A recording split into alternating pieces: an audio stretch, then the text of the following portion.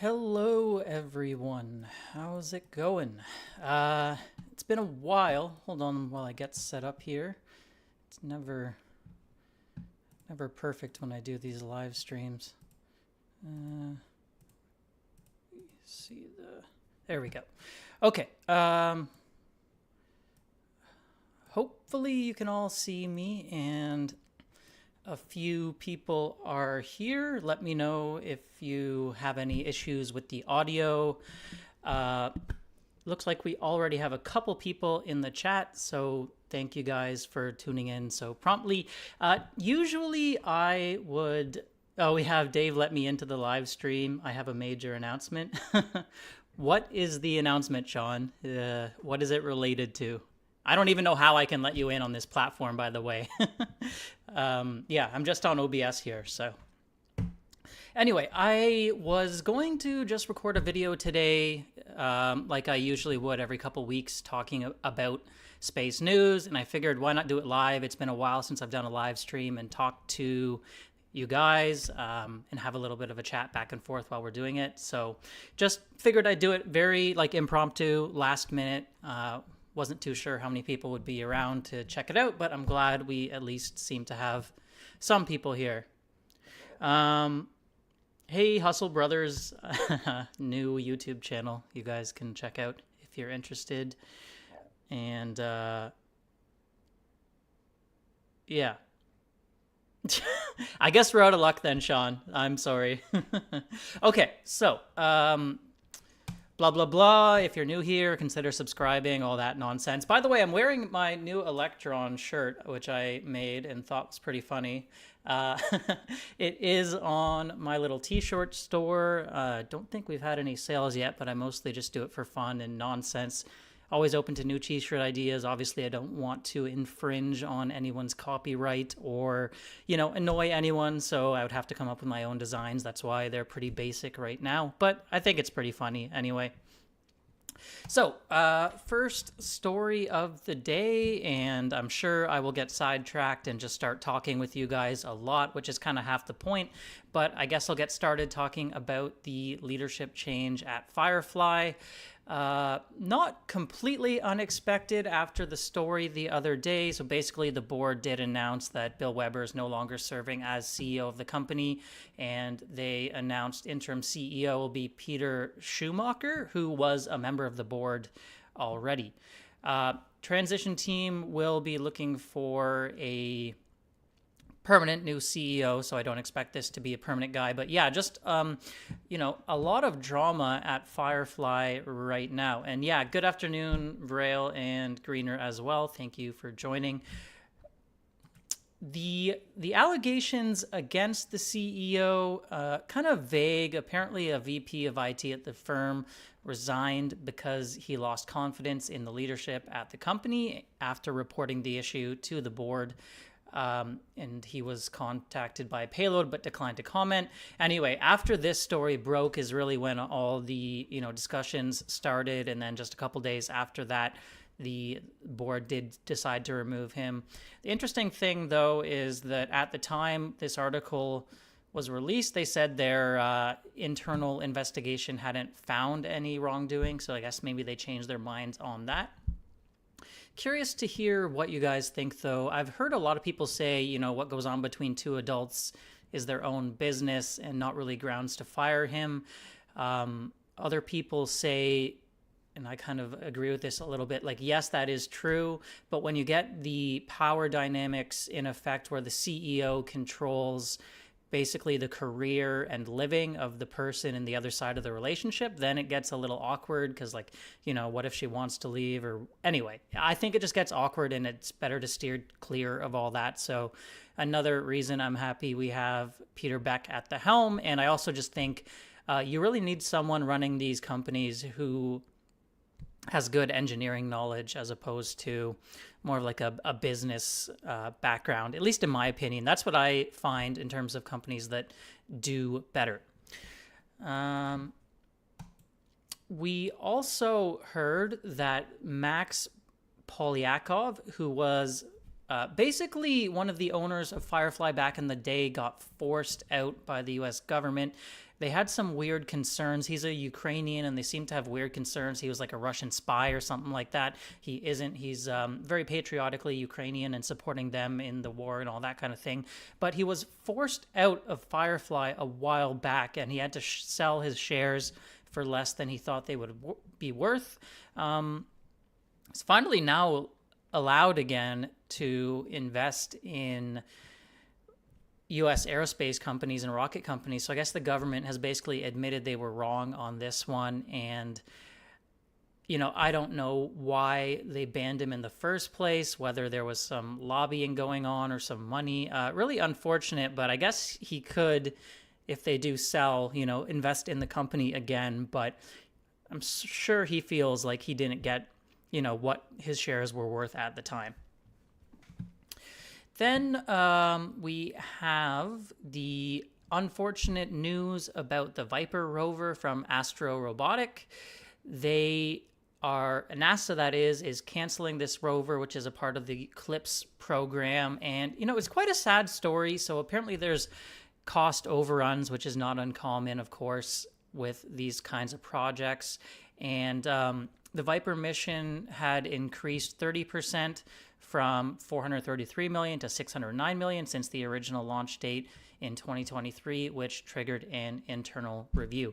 Now, the unfortunate thing is apparently if everything went well from here, it would only be like another $90 million to get it to the finish line, supposedly. So, canceling it is a little sad, but on the other hand, it's had overruns. So who's to say that the overruns would stop now? Yeah, so very tough situation for Astro Robotic. Definitely feel for them. If you remember, their Peregrine lander had that issue, didn't make it to the moon. I think it was a stuck valve at the time. So definitely a real rough time for Astro Robotic.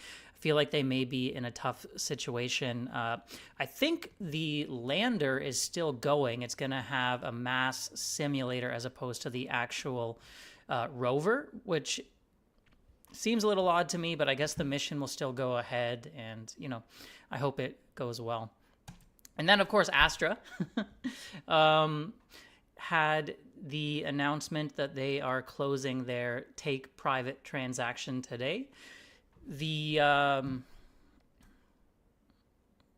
was previously announced in March 7th, 2024. Chris Kemp and co-founder Adam London taking it private. So sad story for all the shareholders who bought in. You check out the Twitter comments on the announcement, and it's all just people saying they lost all their money, which you never feel happy about. Always kind of sad to see.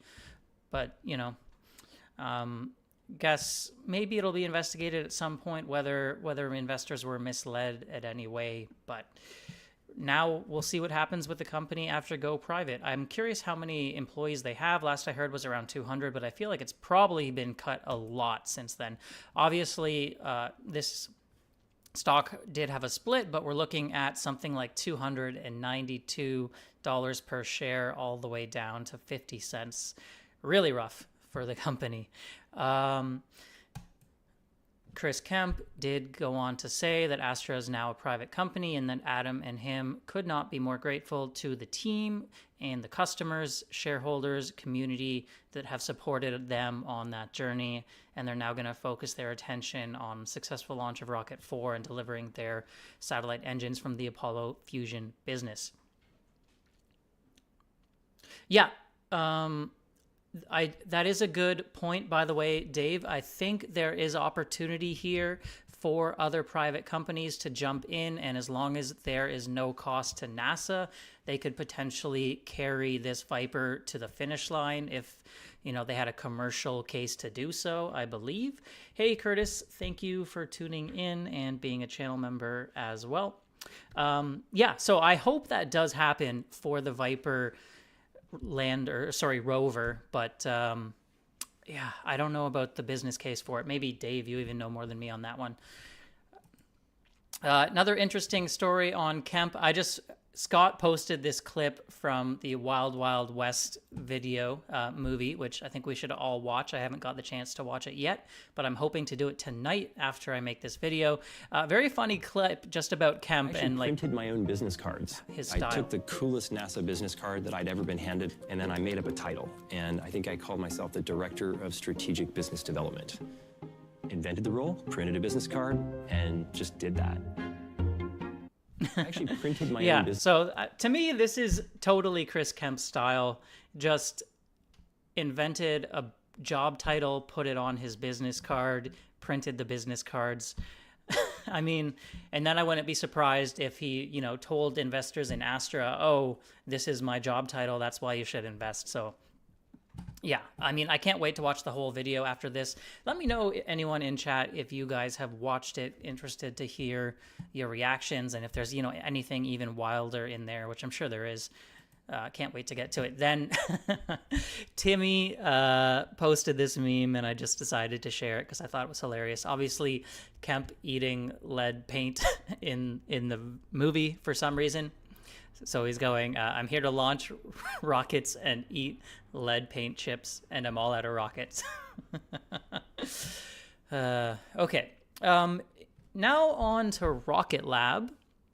We did get an image from them recently. They tweeted kind of the production line of Electrons, as you can see. A lot of rockets under production here, several HASTE rockets as well. What's notably missing, though, is the red reusable rockets. Now, we have heard previously they're kind of scaling back reuse plans for now this year, probably looking more to, you know, get into reuse next year, and they're just focusing on not interrupting the production line and just rolling these rockets off the line, which it looks like they're doing. Obviously, you know, that this represents a lot of launches. So I do wonder with these HASTE ones here, if that means we'll be seeing a couple HASTE launches coming up in maybe Q3, maybe Q4. That should be interesting. We have a launch coming up pretty soon, I believe. I have to double check the schedule on that. But yeah, the production line definitely looks very healthy for Rocket Lab. Starship 24 is a Twitter account who occasionally visits Wallops to share. Yeah, this is live. Hey, Sven, how's it going? Thank you for tuning in. Yeah, as I said, Starship 24 occasionally shares some pictures from Wallops to give us an idea of their progress there. Question mark? Question mark? I feel like the comments... Anyway, I'm just going to continue on. You want me to increase my volume, guys? Maybe I can do that. No, I'm kind of maxed out here. Mic volume is maxed out. Sorry about that. Anyway, yeah, so obviously this is the integration facility he just shared pictures of today. They've been making progress on that. You can kind of see inside the water tower. We had a picture from Peter on that. Looks pretty good. Looks finished. Anything else? Just, you know, construction material supplies ongoing. He has a picture where he kind of squeezed a picture of the inside. Looking okay. Obviously still work going on the inside. And yeah, you know, facilities looking good. Progress is being made. All right. Hopefully it's not too bad for you in terms of volume. Rocket Lab did have a little event with congressional leaders in relation to the funding they're getting from the CHIPS Act for their solar cell manufacturing down in New Mexico. So we have, you know, Adam Spice and some other executives with members of government, and, you know, great to see them receive some new funding from the government to expand that capacity. Because when you think about it, they only paid like $80 million for Solero total. They're getting 20-something million from this. There's all sorts of expansion going on. They just landed a massive solar contract. So, you know, that contract alone, more revenue than they paid for Solero. So I think things are looking good from that line of business. But a little bit of a quiet news time right now as we all wait for that Archimedes fire, which should be pretty close. David. Hey, Copley Trez, how's it going? And then we had the news that SpaceX is sending a Dragon to end the ISS. That's not too new. Nice new render here. It's kind of going to be a modified Dragon vehicle, from what I understand, with an extended trunk. Yeah, to fit the extras required in order to deorbit the ISS. So, yeah, another big contract.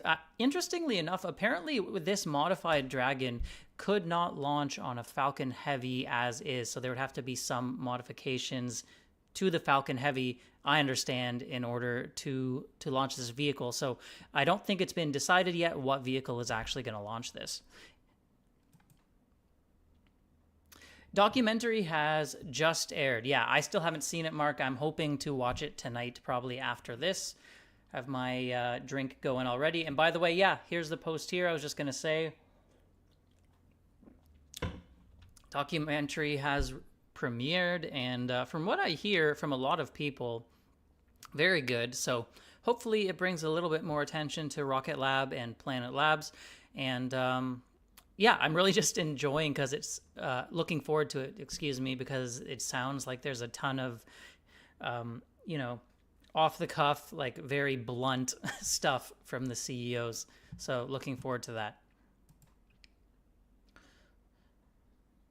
Yeah. Mottbox already watched it twice. It is interesting, to be honest. I thought we would have seen a little bit more movement, Yazid, on the payload company being purchased by now, but you know, nothing's happened yet. So that's another one I've really been waiting on, really looking out for. Yeah, they were quite vocal about it. Planet Labs having a nice run themselves, finally, as they haven't really participated in a lot of the recent rally. But, you know, I'm really hoping that the bottom is in on this company after several rounds of difficult layoffs for them. We'll see how it goes in the future, but at least they're back in the twos for now. Intuitive Machines, that's an interesting one. I've talked to a few people on Twitter who've loaded the boat at that one, after, you know, recent drops in the stock. So they did just have a successful hot fire qualification of their liquid oxygen methane engine for the second NASA contracted CLIPS mission, which is going to get going late 2024. Going to be an exciting mission. Seems like Intuitive Machines, things are going a little bit better for them than Astro Robotic right now. So I really hope this one is a complete success. That first one I would consider a partial success. Yeah, I don't know. Yahoo Finance layout, it's okay. Can Rocket Lab reach $200 billion market cap? To me, that all depends on your time horizon. Over a long enough time horizon, I think it could be possible. We would have to see significant revenues from their own constellation. It would have to be a large constellation. They'd have to have, massive expansion on their satellite manufacturing business, acting as a satellite prime. But if you do look at companies like the Northrop Grummans and Lockheeds of the world, like, it's big business, these satellites, and it's only expanding with the SDA, all these tranches, all these layers, and they're going to have to keep replenishing. And that doesn't even talk about a lot of these other new players coming online as well. So space industry expanding, long enough time horizon, maybe. I don't like to try and promise people that would be kind of a 100x in the near future, because that's pretty wild. I look for like a 5x as I think a more reasonable midterm goal. But yeah, let me know what you guys think as well. And then, yeah, Intuitive Machines, by the way, did also finalize the landing site for that IM-2 mission. So I'm really looking forward to that one as well. This is the Dave G New Space Index, where I just put in the companies that I consider to be, kind of investable or mostly investable into a chart, see how they're all performing. So we're looking at a 1-month chart here. Looks like our winner is in green, Redwire, which is not a huge surprise because they've had an absolutely monster 6 months. Like, we're talking more than a double. I think they've gone from about $3 to the 8s. So really, yeah, congratulations to any Redwire shareholders out there. I looked into them. I was very close to starting a position on them. I thought maybe I could wait another quarter before I needed to get in, and the profitability numbers started to come through. And here we are. I missed it. I'm sure a lot of investors have gone through the same thing. Not to say there couldn't be a pullback and I could still invest. By some metrics, people consider it to be cheap today. But yeah, great run for Redwire. And really, if you just look at all these companies, it probably has a lot to do with the fact that the overall market is running and the fact that they're all small caps, but they're all doing relatively well right now. Even Rocket Lab's had a decent run. We have Black Sky and Purple. I haven't looked at their financials in a while, but the $1 share price does kind of scare me, usually a bad sign. Planet, yeah. So anyway, all these companies looking like in the last month, we're seeing at least an 8% return, which is nice to see for them. ASTS, they may very well be a great company. I've just never, I don't know how, it's so difficult when a company has no revenue.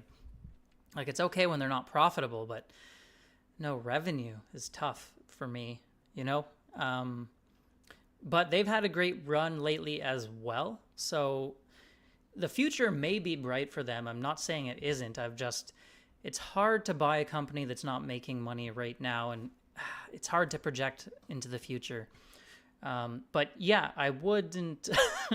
If someone somehow does have a DCF on ASTS going out 5+ years, I wouldn't mind looking at it. But the usual way of valuing things, it's hard with them. I know you can look at the total addressable market being huge and all that kind of stuff. But yeah, ASTS is tough for me.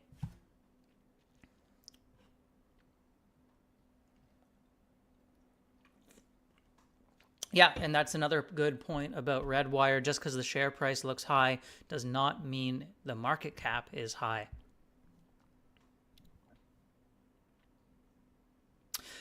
This was just a silly video I figured I'd share.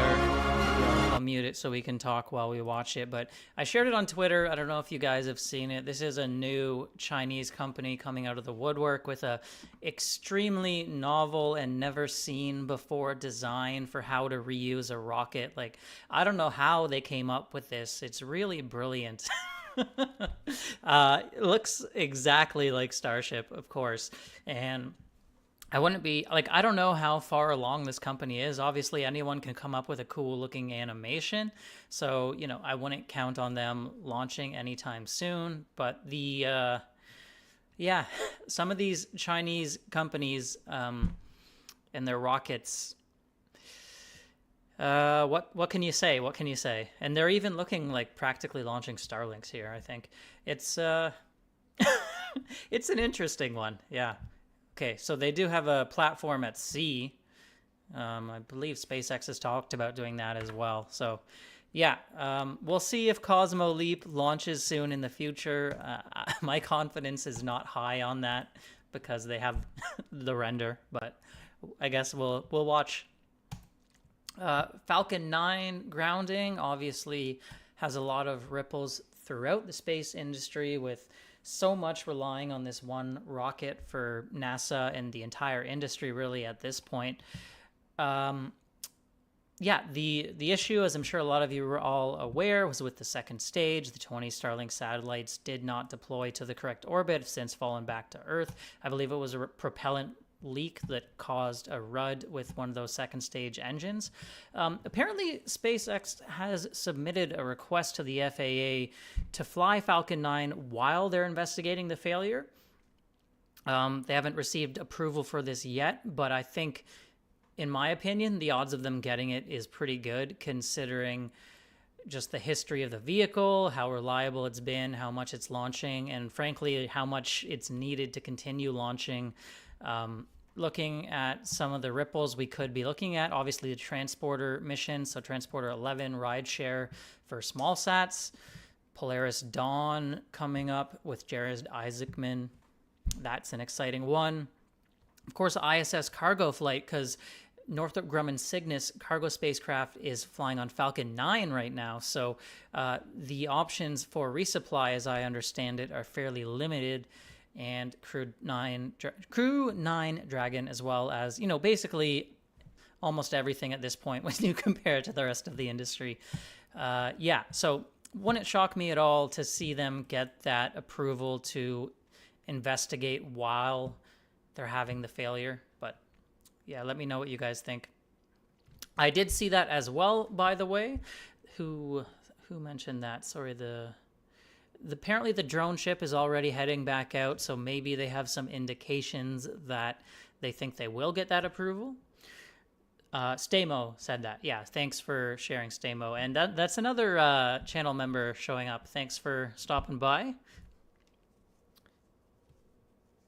The top 10 did survive, Dave. That's news to me. That's interesting. I thought they all didn't make it. The orbit was too low. So this is what we're about to talk about right now, Sven. Elon Musk saying that SpaceX will be moving their headquarters to Texas from California, as well as saying that he is endorsing Donald Trump and donating around $45 million a month to a new pro-Trump super PAC. So I don't want to get into politics and debate the election so much as just talk about the, potential consequences of this move. I imagine that SpaceX will keep offices in California and have a lot of employees there. It could end up being that, some of them get asked to move, some of them end up out of a job. There are, a lot of other companies in California that could potentially be hiring, of course. And we'll see. Obviously, the hiring and focus going forward in SpaceX's case will be Texas. So probably not great news for California. Let me know how you guys think about it. Oh, they physically survived and re-entered. Okay, Dave. The other thing people were discussing was whether, Musk trying to become friendly with Trump would, have any impacts on the overall space industry in terms of being more favorable to Musk. I don't really have any information on that. I guess it's possible. It could be also for the purposes of Tesla. He's trying to do this. Maybe it's just he thinks he knows which way the wind is blowing and he wants to get on the right side of things to, make the most of it. Hard to say. Apparently, GOP has laid out a progressive space agenda on their platform. Obviously, these are just words, so we don't really know how much would come of this, whether NASA would get more funding. Obviously, I would love to see NASA get more funding. We just had the ISS deorbiter vehicle announced for $900 million, and the issues going on with Mars sample return and all the rest. I would love to see NASA get more money, and obviously that NASA hires companies like Rocket Lab, like SpaceX, and many others, and it's generally good for the entire industry as well. So they apparently call for a robust manufacturing industry in near-Earth orbit, sending American astronauts back to the moon and onward to Mars, partnering with the rapidly expanding commercial space sector to revolutionize the ability to access, live in, and develop assets in space. So, nothing ground shaking, really, just kind of continuing what's going on. And you never know how much substance will come out of these words, in my opinion, when you talk about, agendas and platforms, but remains to be seen. Also interesting, China is set to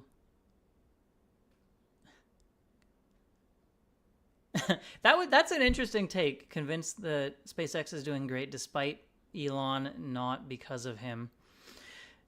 Yeah, I don't really know. Hard to say from the outside. Hard to say.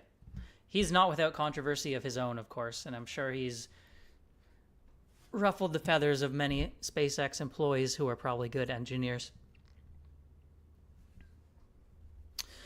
Definitely does make me feel happy to be invested in Rocket Lab with Peter Beck as their CEO.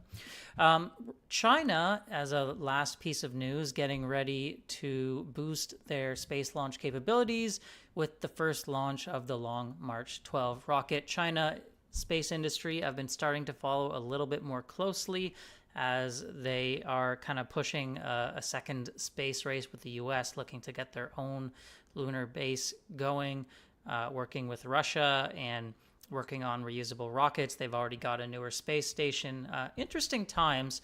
And, you know, I'm okay with China space capabilities progressing and continuing to push Western and American space capabilities. And, you know, a lot of good came out of that space race, a lot of technological advancement. I just hope we don't get, you know, into the weaponization, space debris, poorly managing the satellites in orbit and that kind of thing.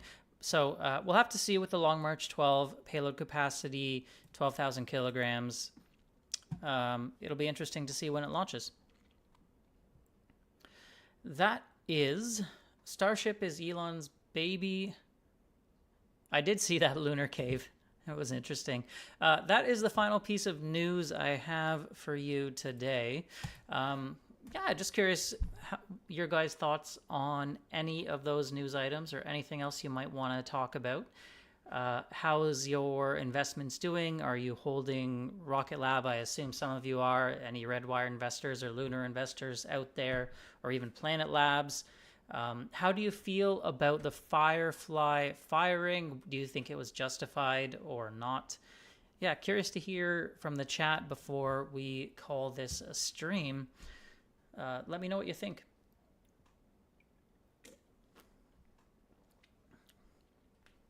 I do wish we could kind of do a live watch of Wild Wild Space together somehow and kind of chat about it while we're watching it, but obviously think that's impossible for copyright reasons. Yeah, I will definitely go watch the documentary after this, Stamo. 20,000 shares, that's pretty impressive. If we do get another pullback in Rocket Lab to the mid fours, I might have to join you at the 20K mark. I think I could do it, especially now that it's funny because, you know, when the overall market's down, it's hard. And then when you feel like you have a lot of money because the overall market's up, Rocket Lab's also up, and it's tough to buy and increase your cost average by that much.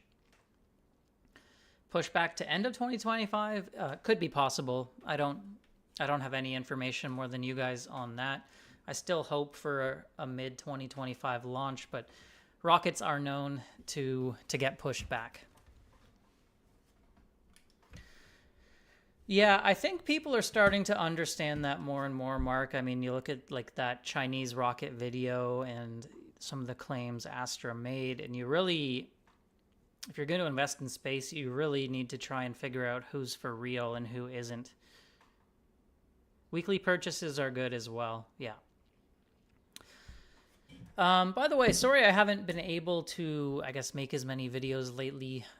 I have been pretty busy with wedding stuff coming up, and even I feel kind of bad. Sometimes I feel like I need to make a video because the YouTube algorithm really kicks you if you don't have one within every, like, say 4 days.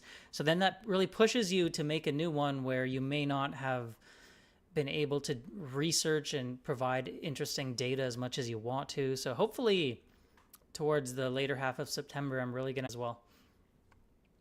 How many Neutron launches will it take to show the first? I mean, that depends on so many other things. By that point, Electron should be well profitable. I did kind of ask this question to Adam Spice in our interview. I didn't get a firm answer, but they did say that the curve, kind of the profitability curve, is much steeper, so they don't think it should take nearly as long. I don't know, maybe 4? I haven't modeled that out. That's a 2026 calls. Well, there's always wait for more calls to come out. SoFi, I have to admit,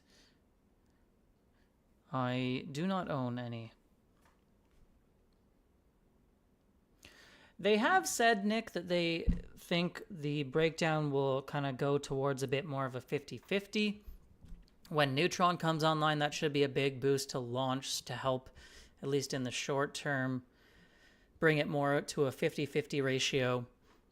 But when the applications start, that'll throw everything out of whack, because if you're launching your own satellites, the revenue from launch is kind of zero, and all the revenue will come through on a recurring basis from your application.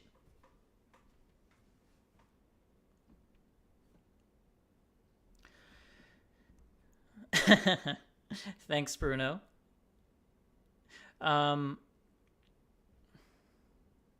Will I sell Rocket Lab at a target or hold for life?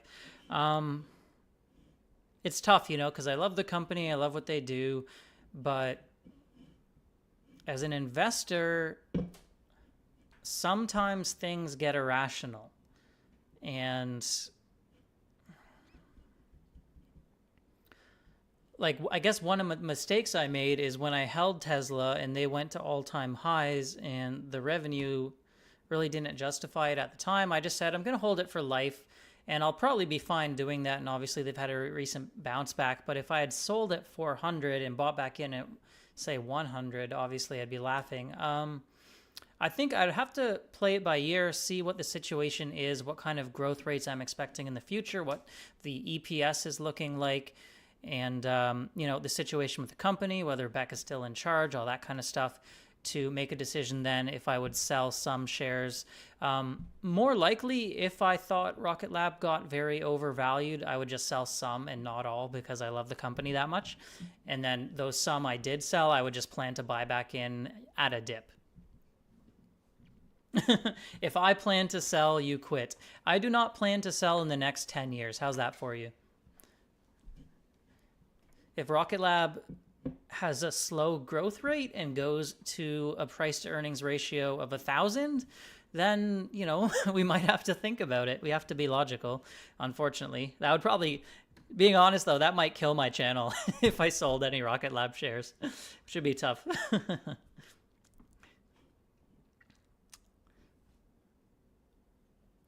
Yeah, the other thing is I have to sell some stocks in the next month. I'm not going to sell any Rocket Lab, but I have to sell some shares to pay for some wedding costs, so that will be coming up soon. Have to decide what I'm selling there. Yeah, you have to, if the thesis changes, then you can think about selling. What about you guys? Are you lifers? If Rocket Lab was $15 today, would you sell your shares? Curious to hear your takes.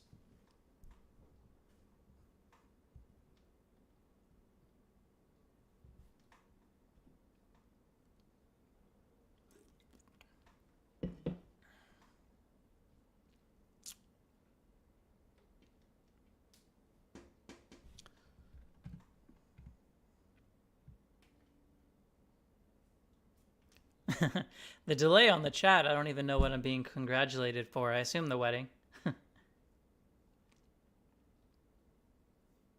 Yeah, I think Rocket Lab can be a big player. It'll take time. They're headed in the right direction on that.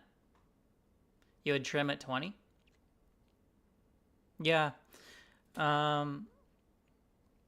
Maybe this is going to be controversial. I don't think it should be, but talked to some people who were in since the very beginning, and Rocket Lab was at 20. Now, you have to think about how Rocket Lab was in 2021. Space Systems revenue, so much less. Launch frequency, so much less. I don't know if I would have held at 15 or 20 in 2021, being honest. You have to divide your fan side from your investor side, and valuations matter. You can be a fan, but it has to be at the right price that makes sense. There's nothing wrong with being a Virgin Galactic fan, but obviously those guys, it looks like they should have sold. So, and I'm not trying to say Rocket Lab is a Virgin Galactic, but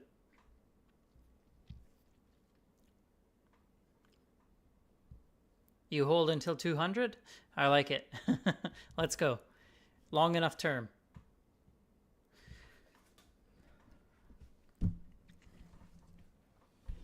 Yeah, on the allocation bit, I mean, we've all got to decide for ourselves how risk tolerant we are.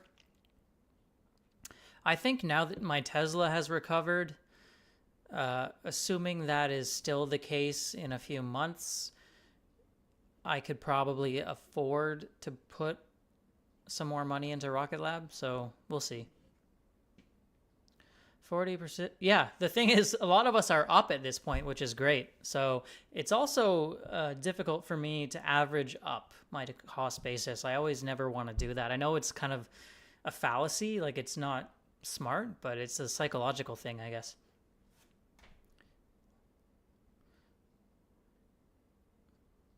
Yeah, sometimes that's what you got to do, Motbox, and like that doesn't make you any less of a fan of AMD, but you've just got to be practical.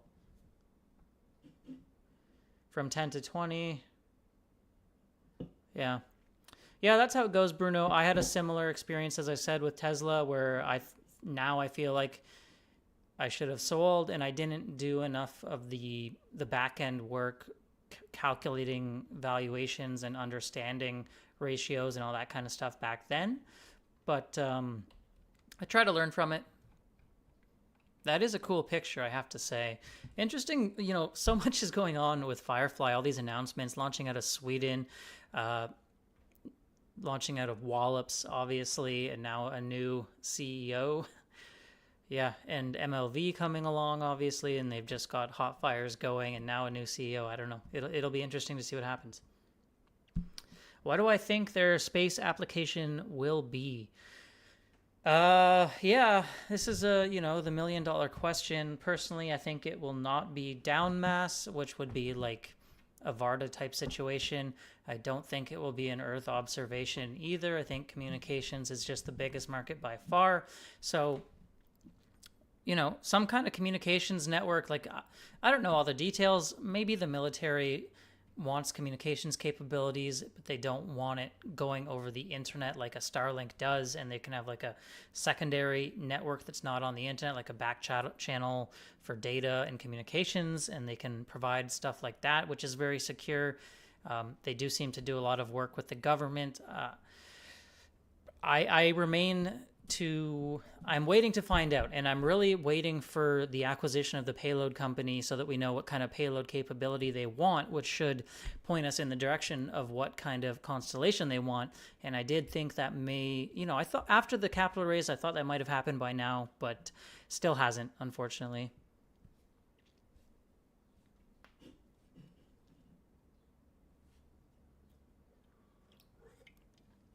Anyway, I might call it a stream soon, guys, and go and watch the documentary, which I've been dying to do. It's been a great chat, and I thank all of you who turned up to tune in and talk with me about Rocket Lab and investing in the overall space industry. Yeah, also, that's another good point, by the way, Nick. SpaceX competitors don't want to pay SpaceX for that kind of thing. Thank you, Yazzer. I'm sorry that you just caught the end of it just as I was ready to log off, but I do appreciate you watching the videos, and thanks for the feedback. I will try to make my fiance watch the documentary. I think she might even enjoy it because they're such great characters, Yeah, I think she will.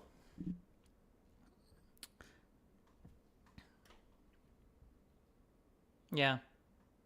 Anyway, guys, great talking to you. I'm sure I'll see you soon. I'm going to try and do another live stream for a launch, so maybe we can all hang out then. Definitely, if not that, we'll do a live stream for the next earnings call for Rocket Lab, and I'll try to do them more often. Good talking to you, and if you guys haven't subscribed already, I hope you'll consider doing that. See you, Danny and Dave.